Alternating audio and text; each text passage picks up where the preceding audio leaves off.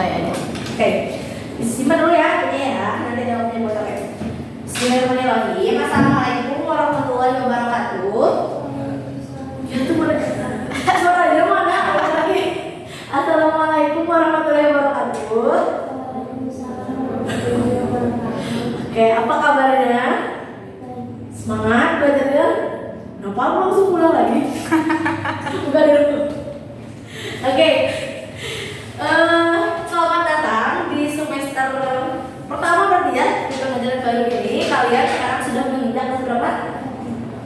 Kelas 8 ya. Sebentar lagi kelas 9 ya. Kelas 3 duka, kemudian udah naik jadi udah di lagi ya. Oke. Yang di sini ada wajah-wajah baru. Kalau Quinsa ya, Quinsa sama Nova udah pernah bertemu sama kakak. Kalau Dina sama Resya mungkin baru ketemu ya. Di bawah mungkin pernah ketemu, tapi baru kalau di kelas baru ketemu hari ini. Oke, kakak nama kata saya, perkenalkan nama kakak adalah Kak Dinda. Kak Dinda di sini sebagai MT dari biologi ya. MT biologi itu ada dua, ada Kak sama Kak Fepti. Jadi nanti kalau sama kakak, berarti sama Kak Fepti. Kak Fepti yang mana Kak nanti? Kak Fepti pakai kaca mata ya. Oke. Untuk sebelum masuk ke sini nih, kamu main dulu di sekolah apakah sudah membahas tentang sel dan mikroskop? Ini kan beda-beda nih sekolahnya. Quinsa sama Nova dari SMP 2, Dina dari SMP 4, Resya dari MPS ya. Coba, apakah sudah sampai sini? Apa belum belajar kah? Gimana? Ada yang belum belajar? Dina belum. Resya sampai mana? Mikroskop sama Nova sama ya? Tadi kata pilih sama. Oke, mungkin berapa udah ada yang belajar. Nah, sebelum masuk ke materi ini, nah untuk bayi hari ini yang kita topiknya itu pengenalan sel. Bisa dibaca ya di atas. Nah, untuk bayinya belajar apa kita hari ini? Yang pertama itu ada teori sel. Yang kedua ada jenis-jenis mikroskop. Dan yang ketiga ada bagian-bagian dari mikroskop ya. Disclaimer dulu, suara kakak pada kencang. Sama kakak kadang intonasinya mana sih? Bukan karena siapa ya? Kecepatan berbicaranya cepat. Jadi kalau misalnya kak kencengan atau kak kecepatan, interupsi aja ya. Aman sampai sini? Oke, dan kakak yakin selama pembelajaran gak boleh main dulu HP. Disimpan dulu HP-nya kecuali nanti ada interupsi dari kakak baru boleh main HP. Siap? Oke, kita mulai ya. Nah guys, sebelum kita masuk ke materi subtopik pertama yaitu tentang teori sel, kakak mau nanya dulu. Tadi kan udah ada berapa nih kecuali Dina ya? Quinsa, Noval, sama Resya udah belajar tentang mikroskop. Kakak mau nanya di papan tulis sebelah di mana ya? Sebelah kiri kalian, kanan ya kalian berarti. Kanan kalian, kiri betul. Kiri kalian ada 3 gambar nih. Yang pertama ini apa? Ini apa? Kaca bom besar. Atau nama lainnya apa nih? Loop ya, loop atau kaca bom besar. Yang kedua ini apa nih? Teleskop. Kita biasanya kalau mau nyari apa tuh kita rame-rame kalau pakai teleskop. Hilal apa bilal? Hilal ya. Untuk patokan kita akan masuki bulan Ramadan dan juga Muharram ya. Ini teleskop. Dan yang ketiga ini apa nih? Masih udah asing. Mikroskop, betul ya? Mikroskop. Nah, kakak mau nanya, ketiga benda di sini itu tuh kan ada persamaannya. Ketiganya sama-sama apa? Berfungsi untuk melihat sesuatu. Kira-kira kalau kaca pembesar untuk apa fungsinya? Melihat apa? Melihat benda yang kecil, betul. Good job. Sekarang siapa untuk Resya? Smart guys, targetnya jalan ya. Ayo war. Yang kedua, ini apa? Teleskop. Teleskop untuk melihat apa ya? Benda di langit, betul. Jarak langit sama bumi jauh nggak? Jauh ya. Kalau ini mah untuk melihat benda yang kecil, ini untuk melihat benda yang jaraknya jauh dari bumi, jaraknya ya. Kalau ini mikroskop. Apa? Untuk apa? Untuk melihat apa? Lihat kuman. Apa itu kuman? Melihat apa? Melihat dalam melihat sel. Melihat sel, betul saudara. Kuman sama sel. Nah, kuman sama sel kira-kira itu ukurannya besar atau kecil? kecil aja apa kecil banget? Kecil banget. Otomatis namanya apa kalau suatu organisme, dan sesuatu yang ukurannya kecil itu disebut apa ya? Ada istilahnya mikroorganisme atau mikroskopis ya, berukuran kecil. Jadi mikroskop ini digunakan untuk melihat benda yang ukurannya mikroskopis atau benda yang sangat kecil. Kan sama nih, besar sama mikroskop sama-sama untuk melihat benda yang kecil. Terus perbedaannya apa? Kira-kira ada yang tahu nggak perbedaan antara kaca pembesar sama mikroskop? Ayo, ini tadi bilang start Cem. Coba. Tahu? Jadi bedanya apa Kak? Kan sama-sama tuh buat melihat benda yang lebih kecil ataupun makhluk hidup yang kecil. Bedanya kalau kaca pembesar dia bisa melihat sesuatu tapi tidak ada perbesarannya, tidak bisa diatur, tidak bisa difokusin. Kan kalau melihat mikroskop cuma bisa lihat gini kan. Paling kalau misalnya pengen lebih dekat dan pengen lebih detail didekatkan. Apa yang dekatin? Grupnya ya, bukan nggak ada pengaturannya. Sedangkan kalau mikroskop ada pengaturannya untuk melihat sesuatu itu lebih dekat. Kalau di kamera mah kayak di zoom. Nah, kalau mikroskop punya fitur itu untuk ngezoom si objek yang kita mati. Sedangkan kalau yang ini si Lukman nggak punya. Coba lihat, apakah kamu punya mode untuk ngezoom in sama zoom out? Enggak ya, kecuali sama badan. Nah, kalau badan dicondongkan otomatis kita bisa melihat lebih detail. Tapi belum tentu juga kita bisa lihat lebih dekat. Tapi belum tentu gambaran dari objek yang kita lihat itu lebih jelas ya. Karena tadi apa? Tidak ada pengaturan fokusnya. Aman sampai sini? Ingat perbedaan antara teleskop sama mikroskop? Aman? Oke.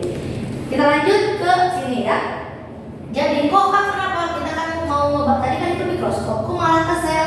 Nah tadi Queen udah bilang ya, sel itu adalah salah satu yang bisa diamati melalui mikroskop. Kenapa bisa diamati oleh mikroskop atau harus diamati sama mikroskop? Karena sel itu ukurannya kecil, tidak bisa dilihat oleh mata langsung ya.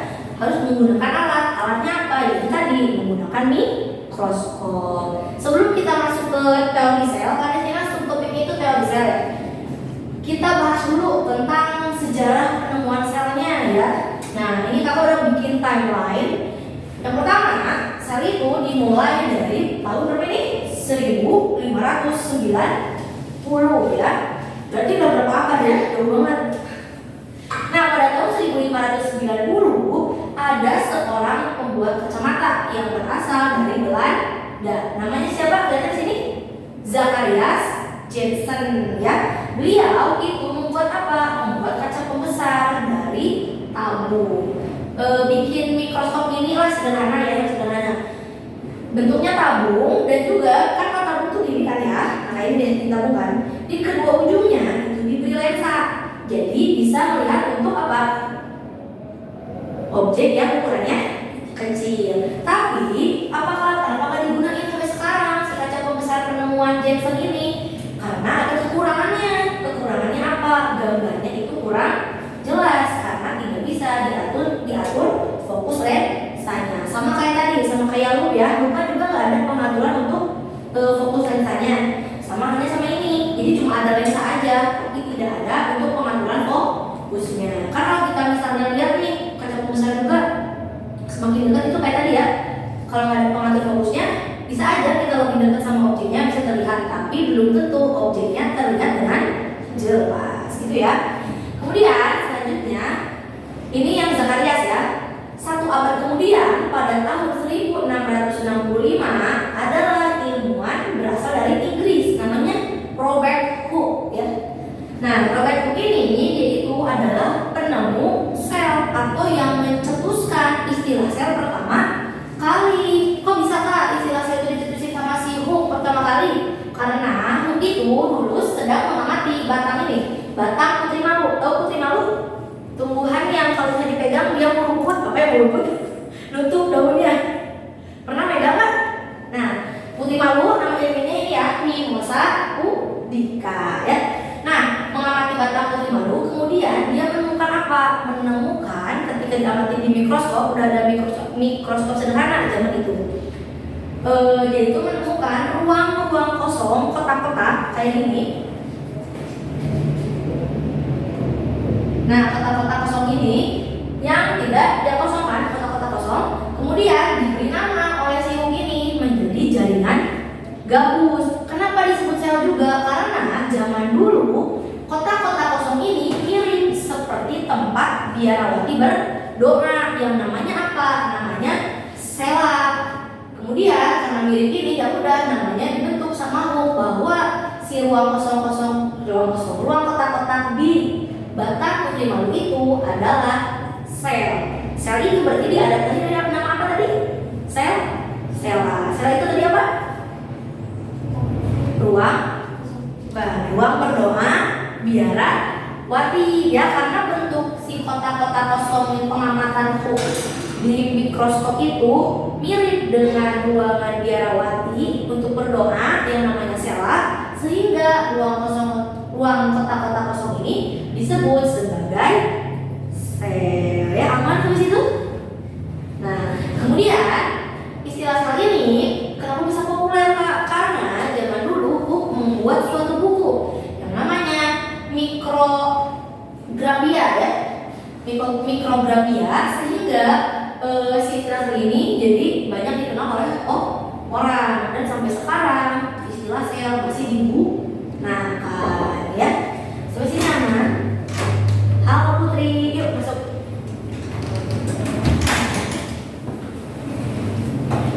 Kemudian tadi udah ya 665 masuk nih, berapa tahun kemudian tadi? 20 berapa tahun nih?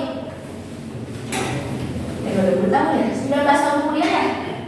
19 tahun kemudian pada tahun 1674 ada lagi ilmuwan asal Belanda. Kalau ada nama Van berarti dari Belanda, itu Anthony van Leeuwenhoek ya. Dia itu apakah? Dia itu adalah, nah di sini beliau Leeuwenhoek ini, Anthony ini merupakan penemu mikroskop pertama kali, karena dia membuat mikroskopnya sendiri. Nanti kalian bisa searching ya, untuk mikroskop buatan Leeuwenhoek itu, dia itu bentuknya seperti sisir. Jadi gini, karena mikroskop kayak sekarang kan kita jadi kan bentuknya besar kan. Kalau yang rumah jadi kecil, kayak si Leeuwenhoek kayak sisir, jadi bisa begini dilihatnya ya. Nanti bisa di searching. Kemudian dia itu mengamati apa? Dia itu mengamati segala sampel. Contohnya di sini ada air hujan, ada bunga, serangga, dan salivanya sendiri. Ada yang tahu apa itu saliva? Tahu nggak apa saliva? Saliva itu adalah air liur ya, nama ilmiah dari air liur. Jadi si Leeuwenhoek itu dia itu mengamati apa? Air liurnya sendiri ya. Kemudian setelah pengamatannya menggunakan mikroskop itu, dia itu menemukan bahwa ada organisme kecil ataupun ada benda kecil yang bergerak. Kan dulu untuk membedakan makhluk hidup dengan tak hidup itu dilihat dari apanya? Apakah dia bergerak dan juga tidak bergerak, kan salah satu ciri makhluk hidup. Meskipun ada beberapa juga makhluk hidup yang tidak bergerak ya. Nah, Leeuwenhoek itu menemukan organisme kecil yang bergerak itu seperti bakteri dan protozoa ya. Apa namanya? Nah, bakteri dan protozoa saat ini kita kenal dengan istilah kelompok yang masuk pada apa tadi? Mikroorganisme. Aman sampai sini? Nah, kemudian jadi apa? Kalau Hukma dia penemu sel, kalau Leeuwenhoek dia penemu mikroskop. Oke, lanjut. 2 abad kemudian pada tahun 1831 ada lagi, kalau tadi mah Robert Hooke, ini mah Robert Brown. Nah, kalau Robert Brown dia itu menemukan inti sel atau apa namanya? Nama inti sel? Ada yang tahu? Ada yang tahu apa? Nukleus ya. Nukleus menemukan inti sel pada sel dan adanya aliran pada sitoplasma. Sitoplasma itu apakah? Jadi di dalam sel itu ada cairan yang namanya itu sitoplasma ya. Nah, ternyata ada aliran pada sitoplasma. Oh, bukan, cairan itu namanya sitosol ya. Kalau sitoplasma itu adalah ruang di antara inti sel sama membran selnya. Nanti kita pelajari pertemuan selanjutnya komponen-komponennya. Nah, aliran pada sitoplasma itu diberi nama gerak Brown sesuai dengan penemunya, yaitu siapa ini? Robert Brown ya. Nah, maju lagi selang 7 tahun kemudian. Oh ya, Robert Brown dia itu ilmuwan yang asalnya dari Skotlandia ya. Kemudian pada tahun 1838 ada 2 ilmuwan nih di sini, yaitu yang berasal dari Jerman. Namanya siapa Kak? Namanya ada Matthias Jacob Schleiden sama Theodor Schwann. Kita panggilnya yang ini Schleiden aja, yang ini Schwann. Bedanya apa? Kan keduanya sama-sama di Jerman. Nah, bedanya kalau Schleiden dia itu mengamati semua jenis tumbuhan dan menyimpulkan bahwa tumbuhan itu tersusun atas sel ya. Sedangkan kalau Theodor itu bukan Theodor, Schwann ya, maaf. Kalau Schwann itu dia mengamati semua jenis hewan. Dan sama kesimpulannya, kalau tadi masih Schleiden dengan tumbuhan, 5 hewan, bahwa hewan itu semua hewan tersusun atas sel. Karena keduanya ini punya kesimpulan yang sama, meskipun organismenya berbeda kan. Kalau Schleiden dia tadi apa? Tumbuhan. Kalau Schwann dia apa? Hewan. Nah, zaman dulu ilmuwan itu saling bersaing ya untuk dapat dikenal, dan biar si teori itu bisa digunakan ya. Jadi kayak gengsinya lah, aku udah nemuin ini, masa nggak diakuin, pengen diakuin gitu ya. Nah, karena ini keduanya sama, tadi kan punya kesimpulannya sama, hanya saja organismenya berbeda. Jadi keduanya itu bertemu dan membuat kesepakatan.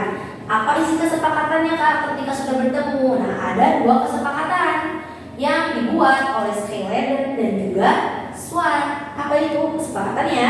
Yaitu yang pertama, semua makhluk hidup tersusun atas sel ya. Karena zaman dulu kan waktu klasifikasi awal, makhluk hidup itu hanya terbagi menjadi 2 kingdom, hanya animalia dan juga plantae ya. Kemudian yang kedua itu sel adalah unit dasar penyusun kehidupan ya. Jadi ada 2 hal yang disepakati oleh Schleiden dan juga Schwann. Itu yang pertama, semua makhluk hidup tersusun atas sel, dan yang kedua, sel adalah unit dasar penyusun kehidupan. Lanjut, 20 tahun kemudian, sama ya, masih ilmuwan dari Jerman. Keren di Jerman banyak ilmuwannya, yang bernama Rudolf Virchow. Nah, kalau si Virchow ini, Rudolf Virchow ini pada tahun 1858 dia itu sedang mengamati mengenai reproduksi sel, dan menemukan bahwa ada sel yang dapat melakukan pembelahan. Jadi muncullah teori omnis cellula cellula. Yuk baca bareng-bareng biar bisa baca ini apa ini? Omnis. Yang kencang, omnis. Apa itu omnis cellula cellula? Betul, omnis cellula cellula itu artinya sel berasal dari sel lainnya. Kok bisa Kak sel berasal dari sel lainnya? Jadi ini ibaratnya ini satu sel. Tadi kan Virchow bisa menemukan bahwa sel itu punya kemampuan untuk melakukan pembelahan. Jadi ibaratnya ini ada satu sel. Sel itu akan membelah. Ini api-api bindo ya. Jadi 2. Jadi ada berapa sel dong? 2. Nah, si 2 sel tadi juga akan melakukan pembelahan lagi. Jadi akan jadi berapa totalnya berarti? 4 ya. Benar kan 4 kan? Pecah jadi 2. Ini jadi 2, ini jadi 2. Jadi ada 4 sel. Jadi itu nama banyak apa nama sedikit? Banyak. Jadi teori ini digunakan, yaitu sel berasal dari sel lainnya. Ingat ya, teori ini banyak keluar ya ketika di ujian-ujian omnis cellula cellula, yang artinya sel berasal dari sel lainnya. Kemudian selang 3 tahun kemudian, tahun 1861 ada lagi ilmuwan asal Jerman, namanya Max Schultes.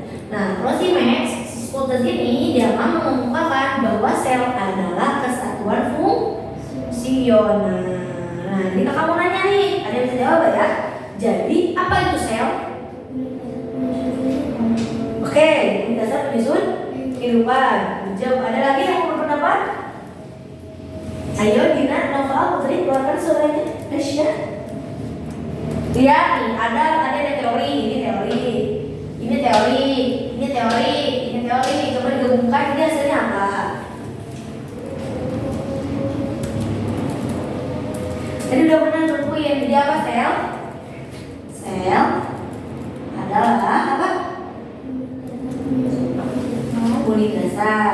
Nah, sini ada kata kunci nih. Kalau sel, tadi udah ada unit dasar ya. Apakah kata kunci buat sel?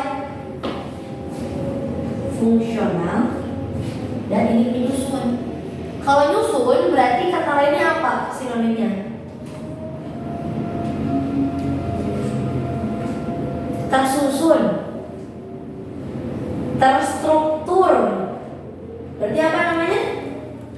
Unit struktural ya. Jadi sel itu adalah unit struktural dan fungsional.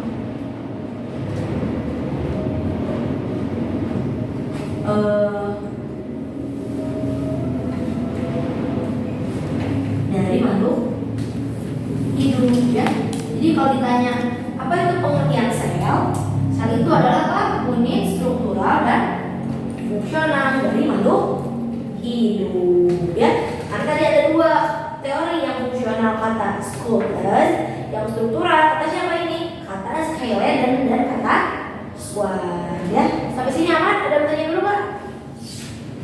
Jadi Kak, teorinya apa dong? Jadi berdasarkan perjalanan ini terbentuklah 3 teori ya, 3 teori sel.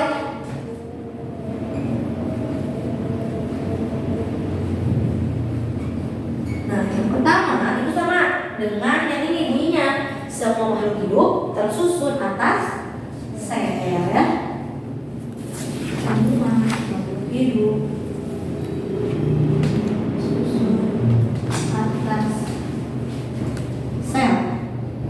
Kemudian yang kedua, yang ini pengertian ini dijadikan sebagai teori kedua, yaitu gabungan dari teori Scholtes dan juga dari teori Schelen dan juga Schwann. Jadi apa ini? Sel adalah, terus ulang lagi aja, unit struktural dan fungsional. Oh iya, nggak salah, ada yang kelewat nih. Terkecil ya, ingat kata kunci sel itu terkecil. Karena apa? Sel tadi apa ukurannya? Kecil ya. Apa nama lainnya tadi? Mikroskopis ya. Terkecil dari makhluk hidup. Kemudian yang ketiga yang mana Kak? Nah, yang ketiga teorinya berasal dari ini, dari penemuan si Virchow, yaitu apa tadi? Sel berasal dari mana? Dari mana? Berasal dari sel lainnya. Dan melalui apa coba mekanismenya? Proses apa? Siapa tadi mau pembelahan? Sudah mau lihat? Ih, mantap Bunda. Melalui proses pembelahan sel, betul ya? Pembelahan sel. Nah ini 3 teori mengenai sel. Yang pertama, semua makhluk hidup tersusun atas sel. Yang kedua, sel adalah unit struktural dan fungsi fungsional ya. Bapak tulis, maaf. Dan fungsional. Terkecil dari makhluk hidup. Dan yang ketiga, sel berasal dari sel lainnya melalui apa? Pembelahan sel. Aman sampai sini? Oke. Yang ini dulu ya. Kemudian sekarang sebelum masuk ke bahasan selanjutnya yang jenis jenis mikroskop. Coba kalian buka dulu HP-nya, boleh dibuka. Kita coba cek konsep 1. Dibuka, coba bisa diakses ya.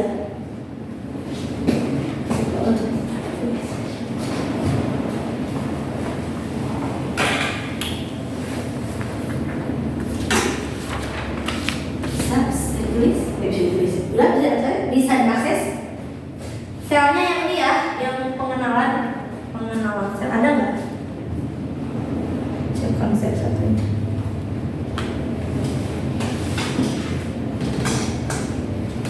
Bisa. Stop. Buka. Yang kita buka.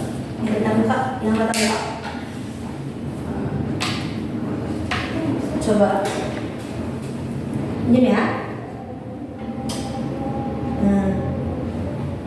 Nah, yang cek konsep 1 ini dulu.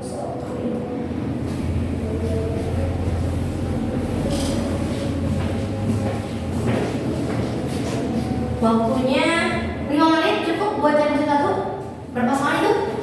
4 atau 5? 3, oke, 5 menit ya. Mulai dari sekarang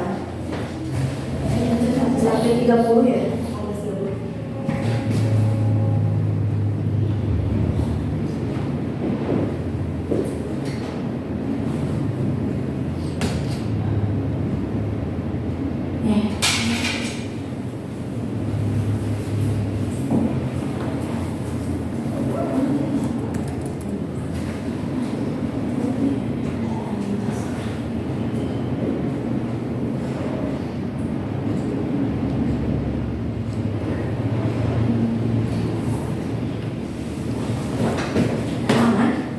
Bisa diakses semuanya? Wih, bisa nggak? Bisa semua dia. Itu bisa. Putri aman tuh bisa? So. Susah nggak? Hati-hati ya, ada soal yang bikin terkecoh. Jangan sampai terkecoh. Waktunya 4 menit lagi guys. Santai ya, 3 nomor ini kan.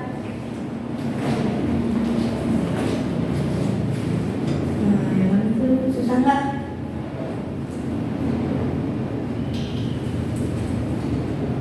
Tuh Virchow, berarti yang mana Virchow? Yang menemukan belahan. Coba yang mana? Itu keluar tuh kan videonya. Yang apa, teori dari Virchow? Yang mengis celula.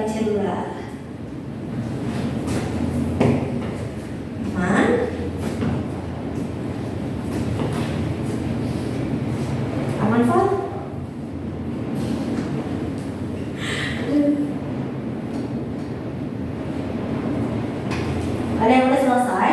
Apa masih ngerjain?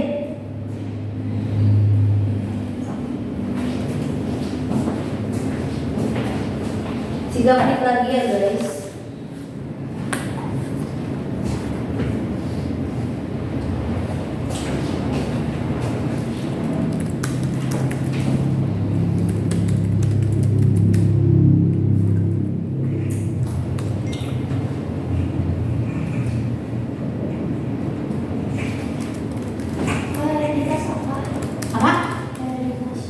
Hereditas apa itu pewarisan sifat.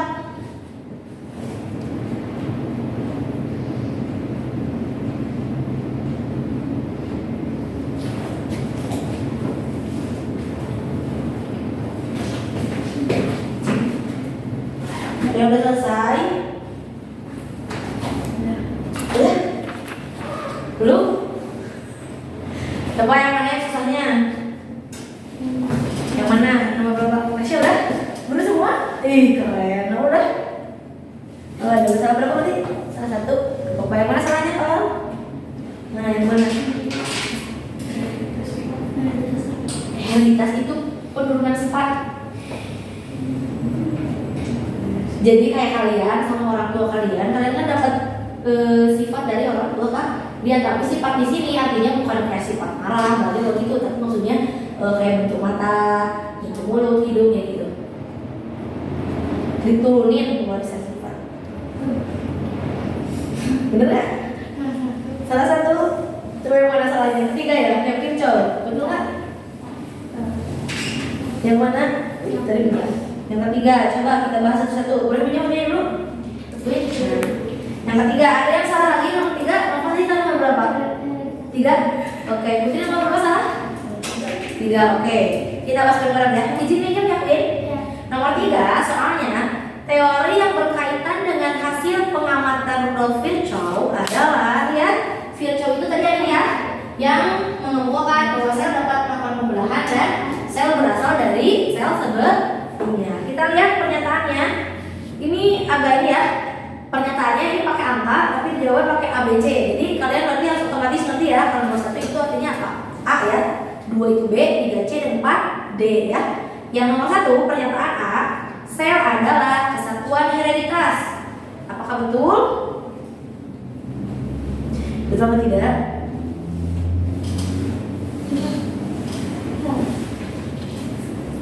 Betul atau tidak? Salah ya, kalau hereditas itu kan penurunan sifat itu harus adanya apa? Fertilisasi, bertemunya apa?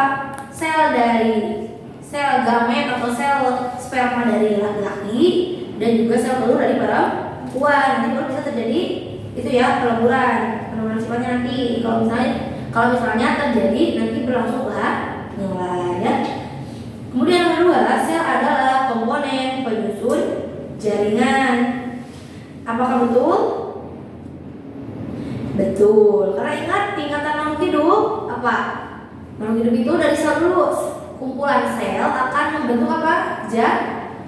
Jaringan. Kumpulan jaringan akan membentuk organ. Kumpulan organ akan membentuk sistem organ. Kumpulan sistem organ akan membentuk apa? Organisme. Ya, jadi sel-sel yang punya fungsi yang sama akan membentuk suatu jaringan. Contohnya gini, kalian tahu kan sistem pernapasan? Coba kira-kira sistem pernapasan organnya apa aja? Dari luar dulu, dari atas, dari awal apa? Hidung. Terus masuk nih udara ke dalam. Tenggorokan apa kerongkongan ya? Tenggorokan ya. Kalau kerongkongan itu untuk sistem pencernahan. Ya, jangan tertukar, oke? Yang kedua di kerongkongan, di tenggorokan ada apa aja tuh? Asing nggak sama faring sama laring? Asing ya, oke.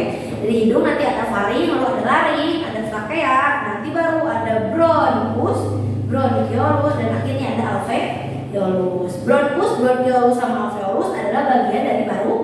Nah, jadi maksudnya tadi sel itu menyusun jaringan yang sama karena kalau sel punya fungsi yang sama akan membentuk jaringan yang sama. Jadi ingat terdiri dari kumpulan sel-sel yang sama, punya fungsi yang sama ya. Kalau di sistem pernapasan berarti tadi sel-selnya punya fungsi untuk mengatur pernapasan, membantu aktivitas sistem pernapasan. Yang tadi organnya apa aja, dari mulai hidung, terus ke tenggorokan sampai ke paru-paru gitu ya. Kemudian poin yang C, sel berasal dari sel lainnya. Betul apa salah? Betul ya, karena Virchow itu apa? Mengemukakan bahwa sel itu berasal dari sel lainnya melalui apa mekanismenya? Pembelahan sel. Jadi yang 3 betul, satu salah ya. 2 benar, 3 benar, dan 4. Sel adalah kesatuan pertumbuhan. Ini betul apa salah? Betul apa salah? Betul. Kenapa betul Kak? Nah, kalau di pertumbuhan ini kan ada pembelahan tuh. Nah, setiap makhluk hidup yang mengalami pembelahan, selnya akan terus melakukan pertumbuhan. Karena salah satu ciri pertumbuhan itu dapat mekanisme dari pertumbuhan itu salah satunya adalah dengan pembelahan. Ya, nanti kalian belajar di kelas 9 ada pertumbuhan dan perkembangan. Bedanya apa? Hasil dikit. Kalau pertumbuhan tadi berkaitan dengan pembelahan sel dan juga pembesaran sel. Kalau misalnya perkembangan dia berkaitannya sama diferensiasi sel. Nanti dibahas di kelas 9. Ini mah cuma cuap-cuap dikit aja. Jadi kita cari jawabannya. Tadi yang betul itu kan 2 betul ya, 2 betul. 3 dan 4 ya. Kemudian tapi Tapi ini kan tadi menurut Virchow ya. Nah, kira-kira Virchow tadi nyinggung nggak bahwa sel itu adalah komponen penyusun jaringan? Enggak ya. Virchow cuma nyinggungnya adalah apa? Sel bisa melakukan pembelahan dan juga sel berasal dari sel lainnya. Jadi yang betul itu opsi yang C dan juga yang D, opsi 3 dan juga 4. Kenapa Kak yang dua salah? Yang salah adalah komponen penyusun jaringan. Kalau dalam teorinya itu memang benar ya, sel itu menyusun jaringan. Tapi lihat pertanyaannya, yang ditanya ini tadi apa? Teori menurut Virchow. Virchow hanya mengemukakan bahwa sel berasal dari sel lainnya dan juga sel melakukan pembelahan. Yang mana pembelahan adalah ciri apa tadi? Mekanisme atau proses untuk pertumbuhan. Aman sampai sini? Aman. Makasih Queen. Nomor tadi berapa lagi? Salah? Ada yang salah lagi? Dina tadi saya yang nomor berapa? Salah klik. Coba yang mana? Salahnya nomor berapa? Nomor dia. Gak apa-apa. Berarti tadi nomor 1 benar semua nggak? Dina salahnya nomor teman nomor 2. Nomor 1 tadi ada yang masih ingat soalnya tentang apa? Yang mana memutuskan nanti pada tumbuhan dan memutuskan istilah sel pertama kali. Coba. Pencetus. Oh, berarti pencetus istilah sel ya pertama kali. Tadi siapa pencetus sel pertama kali? Hooke ya, bukan Hawk. Oh-nya ada 2. Jadi dibacanya Hooke ya, Robert Hooke. Good job ya. Jadi pencetusnya itu Robert Hooke. Kadangnya bukan Robert Hawke. Oke. Aman sampai sini? Ada tanya lagi nggak? Oke. Kita bahas, kita masuk ke subtopik kedua, yaitu jenis-jenis mikroskop. Sebelum masuk ke jenis-jenis mikroskop, kamu nanya dulu, mikroskop itu apa sih? Tadi udah ya. Tadi pas awal udah kita singgung tuh. Coba, jadi mikroskop itu apa, guys? Untuk melihat benda kecil agar tampak jelas. Betul, mantap Putri. Dina, hafal soalnya seru kalian. Betul ya, jadi mikroskop itu adalah alat optik ya. Optik pasti berhubungan sama mata. Kalau optik ingatnya ke apa? Mata ya. Mikroskop itu adalah alat optik yang digunakan, tadi betul kata Putri ya, untuk apa?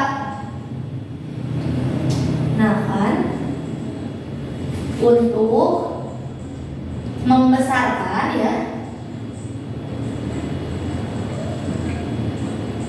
dan memvisualkan. Kalau visual apa artinya? Sama juga ya, tervisualkan, terlihat, terbayang, tergambarkan dan memvisualkan objek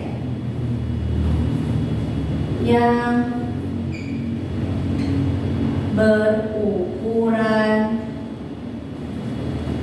mikroskopis. Atau apa tadi mikroskopis? Lihat apa guys mikroskopis? Betul ya, sangat kecil ya. Nah, jadi mikroskop itu adalah alat optik yang digunakan untuk membesarkan.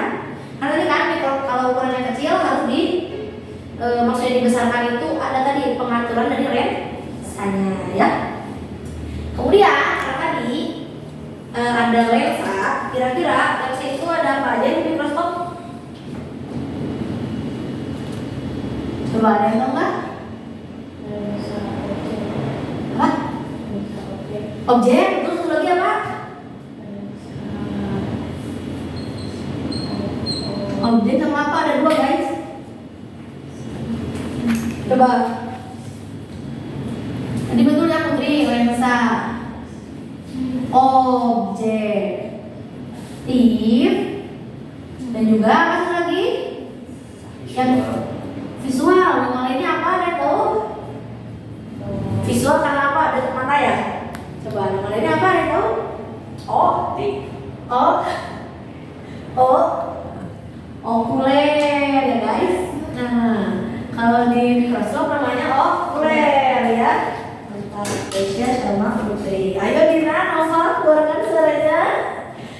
objektif dan juga lensa okuler.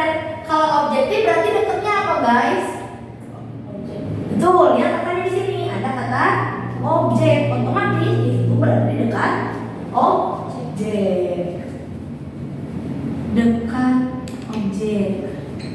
Nah, kalau ini itu ada nama okuler. Yang mana? Okuler itu berarti merujuknya pada mata, ya, dekat mata. Nah, kemudian tadi tuh di awal sempat ngomong sama Queen, mikroskop itu berdasarkan jumlah lensa okulernya ada dua. Ada yang tahu apa aja?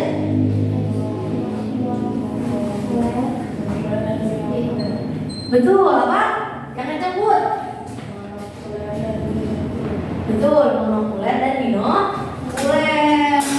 Kalau mono artinya berapa berarti? Satu. Kalau bino? Betul, kalian tuh udah pada tahu. Nah, mono itu satu, bino itu dua ya.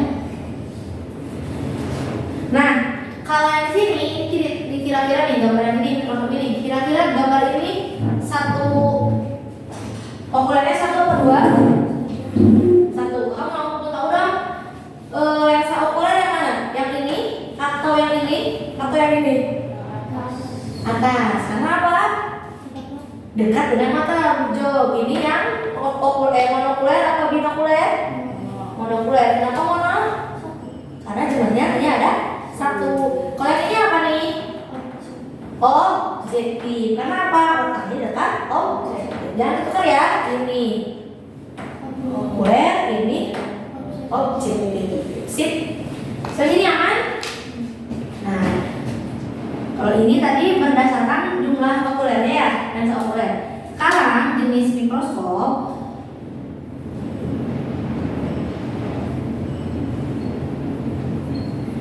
itu ada dua ya secara umum.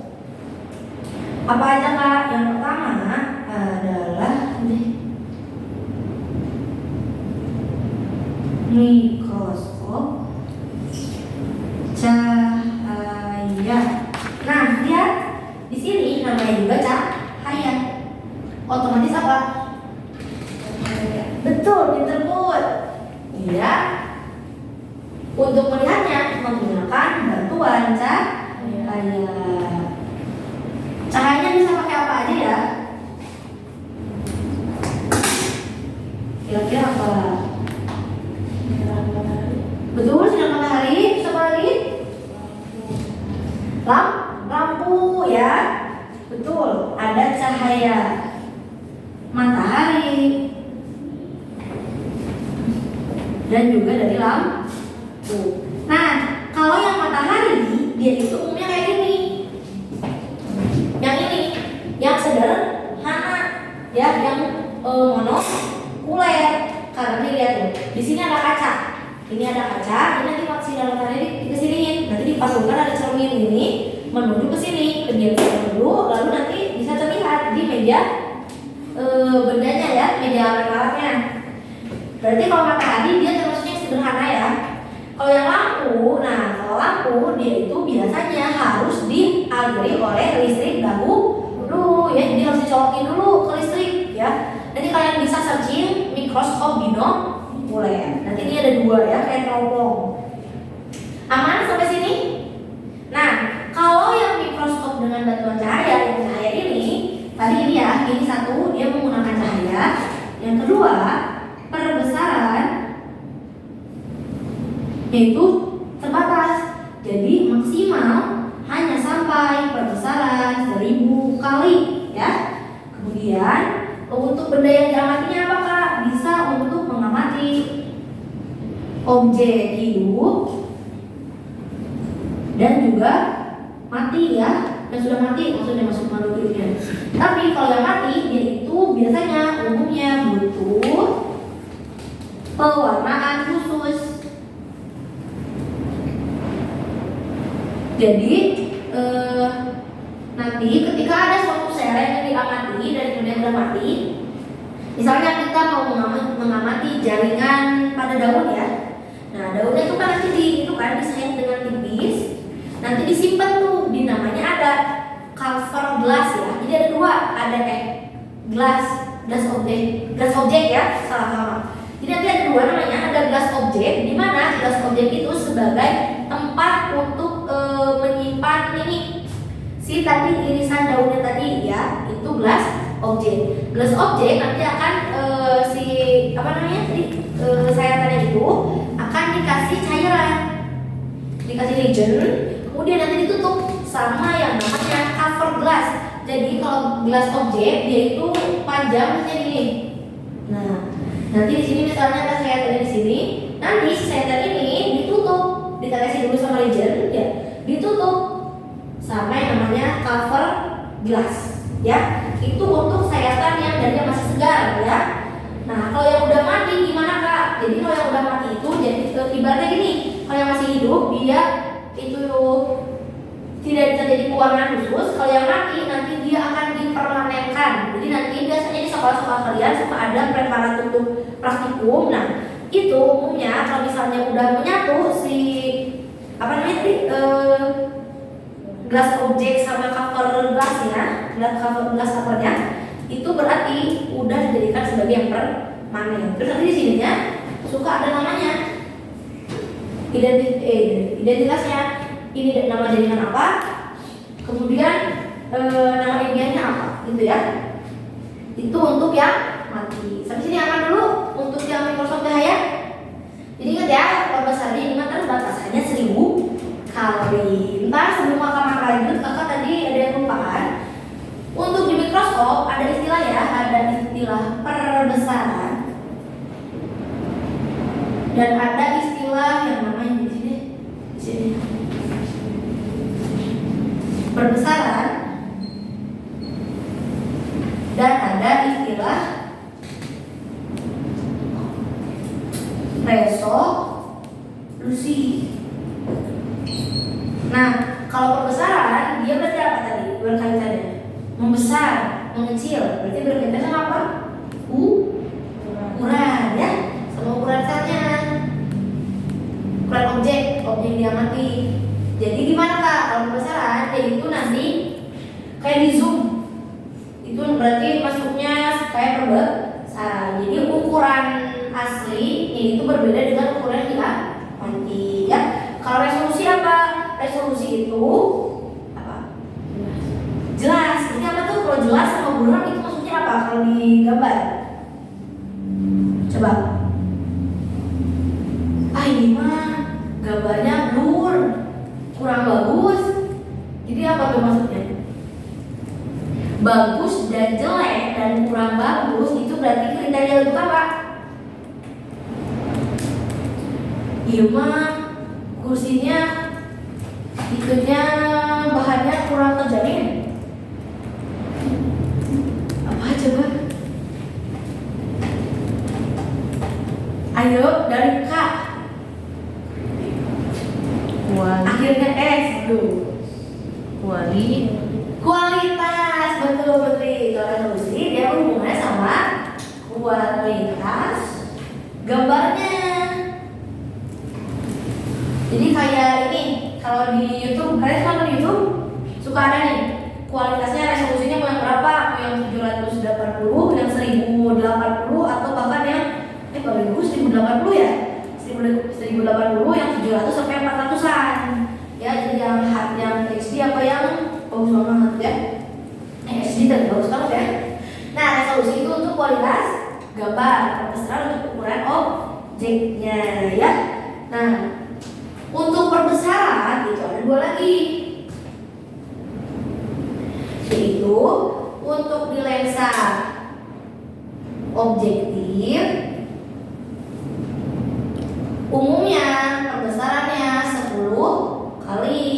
Kalau di lensa okuler salah, yang 10 itu okuler 10 kali. Kalau objektif dimulai dari 4 kali, 10 kali, 40 kali sampai dengan 100 kali. Ini berlaku untuk yang mikroskop cahaya ya. Kalau elektron kenapa nggak berlaku? Karena itu mah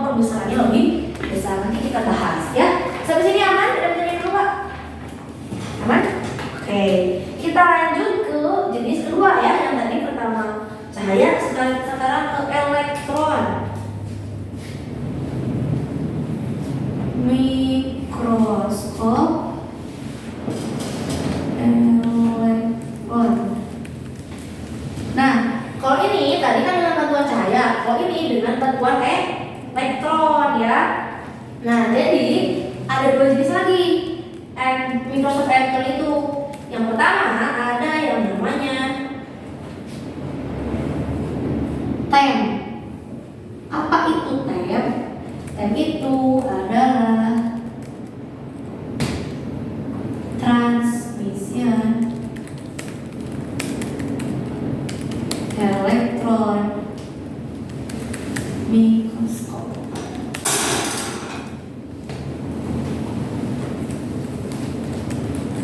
Nah, nama ada yang pertama itu TEM atau transmission elektron mikroskop.